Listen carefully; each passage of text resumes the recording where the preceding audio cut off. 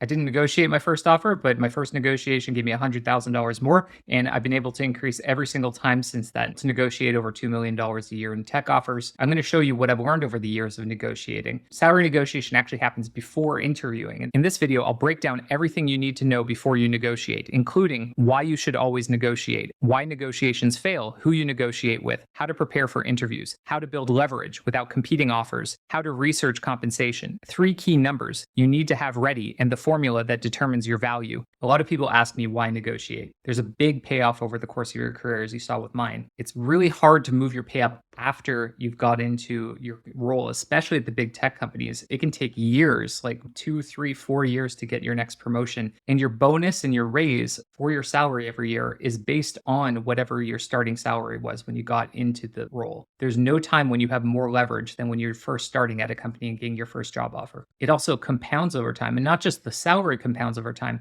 but you get better each time you negotiate. So when those big ticket negotiations happen later in your career, you're going to be way, way better at doing it. But I hear on a lot of forums, but I negotiated and it didn't work, so nobody should negotiate. But the fact is that when someone fails in a negotiation, it usually comes down to not understanding this formula. In order for negotiation to be successful, the other side needs to like me, think I deserve this amount of money, justify it internally. This is a huge one. And also think you're winnable. So you need to be likable. So if you're a jerk, you're not going to get a negotiation done. They need to think you actually deserve it. So you are going to have to argue and justify your side of things. And you're going to have to do really well in the interviews. They're going to have to justify it internally. And I'll talk a little bit about how you can help them do that. But they also have to think you're winnable. So if you negotiate too hard or you bring in a counteroffer that's too high, they might think you're not winnable and not try and negotiate at all. I got this formula from Deepak Malhotra from Harvard Business School, and I don't usually like using professors for my frameworks, but he has worked with a lot of top executives of big companies in negotiations. And some of the parts of this formula actually conflict with each other. For example, as you're negotiating up your offer from the first offer to the time you sign, they're going to like you coming out of the interviews at the beginning. But as soon as you start questioning whether they've actually valued you the right way and questioning the offer they gave you, they're going to question whether they like you as much. But by the end of it, if you did the negotiation really well, they should like you even more and be super, super enthusiastic to have you on board. Of course, when I say I'm making people like me or think I deserve it, who are these people? First, there's the recruiter. That's obvious. This is your liaison. This is the person who's going to speak on your behalf internally at the company. And you need to have a really good rapport with your recruiter. However, the recruiter isn't the only one that makes the decision, is definitely not the one who's going to make exceptions for you. The hiring manager is your future boss. And this person can be an amazing advocate in the process, which I'll talk about later. The other person is the skip manager, who's your boss's boss or the executive that owns the budget where you're going to fall under. If you have interactions with this person, you're able to get them to be on your side and make even bigger exceptions to going outside the pay band. And then finally, there's usually either a compensation committee, especially at the bigger companies like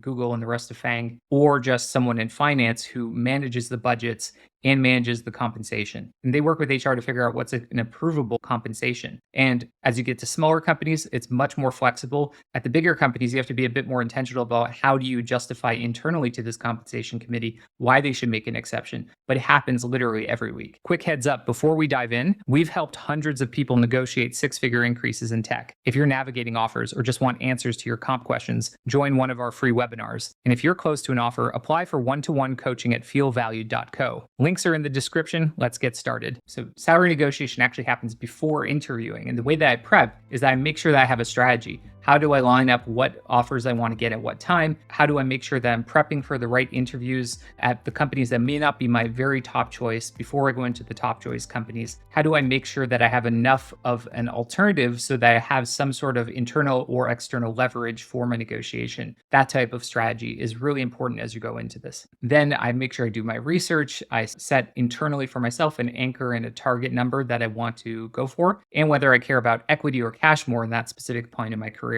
And then finally, I make sure that I have a template script and that I mock negotiations going into these things. A lot of people spend so much time, hours and hours, dozens of hours, hundreds of hours even, preparing for interviews, doing leak code or doing PM interview exercises, and they don't prep at all for doing their actual negotiation, which can make a huge difference in salaries. You're talking about $50,000, $100,000. A lot of people will say, what does leverage mean? What does an alternative mean? I don't have a million offers. I'm not like you. Let's talk about leverage. You might hear the term BATNA or best alternative to a negotiated agreement, but all this really means is what's your next best choice and are you willing to walk away?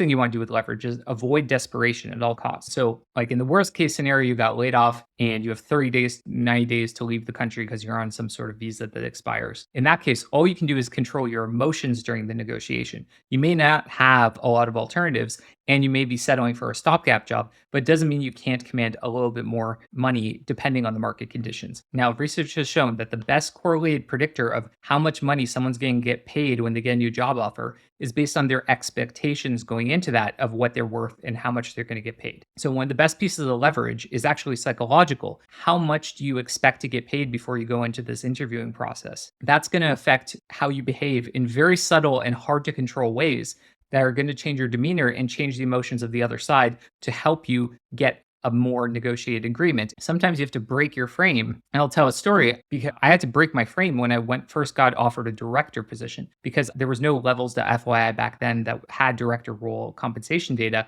I had no idea how much it could be worth. I was able to find out that it was worth 2 or 3 times as much as I could have had before. So I negotiated for that. I got almost exactly what I expected going in. Then I found out my colleague who got hired a month later actually got 30% more than me because their expectations were higher than me based on their last role. So expectations are everything. Make sure you increase how much you value yourself, and it's going to pay dividends in your negotiation. If you are in a current job, then that's great because you can improve your situation in your current job. Many people I've negotiated with from the other side of the table have told me that they have another offer on the table for a promotion at their current job, or maybe they have some vested equity that's coming up, or a bonus that's coming up, or maybe they're going to be getting a title change or a new project. There are many different ways to create leverage within your current job. And for most companies, this will work really well. And the other piece of leverage is how well you do in the interview. So make sure you're warming up and not doing your top company interviews first if you can help it. But the other thing you can do is apply for, get referrals for, and make sure you're in the process with bigger high-paying companies that are well-known, and you can use this to leverage against your top choice. And specifically, you should interview at FAANG if possible, but I guess it's called Manga now, thanks to Meta. So you're going to find yourself in one of 3 leverage situations. The first one is that you have many counteroffers, and this is great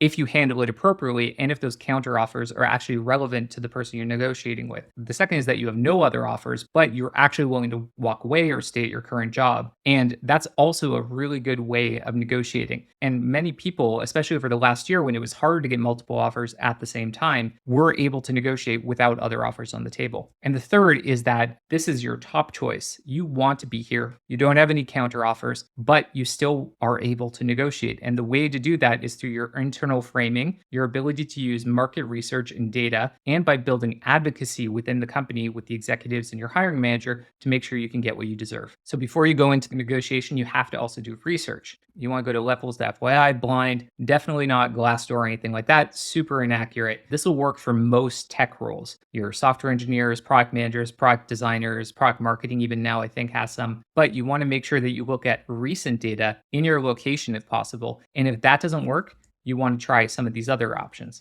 And if your company doesn't happen to be on there, you want to find similar companies or competing companies. So for example, let's say you were going to interview at Databricks, but there wasn't a lot of data on levels there, but there might be a lot for Snowflake, their competitor. You can usually use that as at least one data point to support how much you should make at Databricks. Companies that are competing with each other definitely don't want to lose candidates to the other and definitely want to make sure that they're competitive in their pay. I've definitely done this in my company. I just looked at what is the next industry leading company in my space and use that as some of my market data. And this isn't done nearly enough. You can sometimes just talk to other workers at that company or who used to be at that company who can talk openly about what they've seen, especially if they're a level or 2 up from where you are. And then of course, there's these third-party recruiting firms. They have market data, surveys, and lots of recent experience because they're usually in the middle of a negotiation. And then of course, venture capital firms have a lot of salary data helping across their portfolio companies. And then executive recruiters also have access to that data and their own proprietary survey data. So there are 3 numbers that you want to develop out of this research. The first one is your anchor. What is your crazy hard number? And if it's making you super uncomfortable,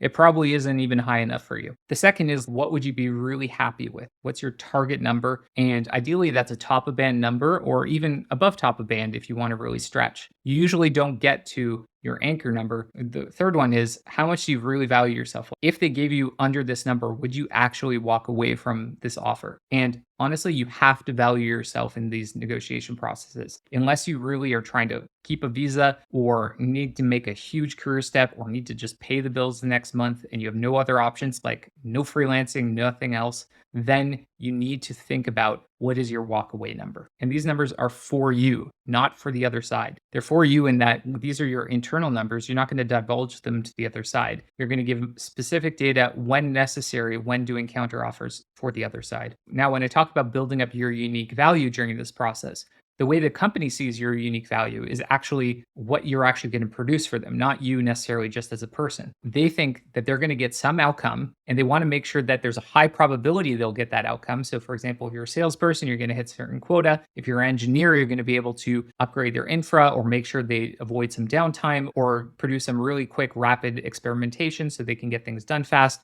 or build a really tricky feature. And they want to make sure that has a high probability of happening. And that's divided by the amount of effort that they're going to have to put into you in terms of training or just monitoring to make sure you do it well, times the risk of you not doing it as well as they hoped or not doing it well at all or you leaving. So ways to improve this are to say, hey, this is my past success and my impact. I've done exactly this thing before in my last company. I've worked in the same market industry, model, or on the exact same tech before. I don't need any non-company specific training here because I've already done that learning myself. Look at what I've learned in the past and how quickly. And hey, hiring manager or skip manager, here's my 6-month plan for how I'm going to actually deliver once I get on the job. That reduces risk tremendously for the other side.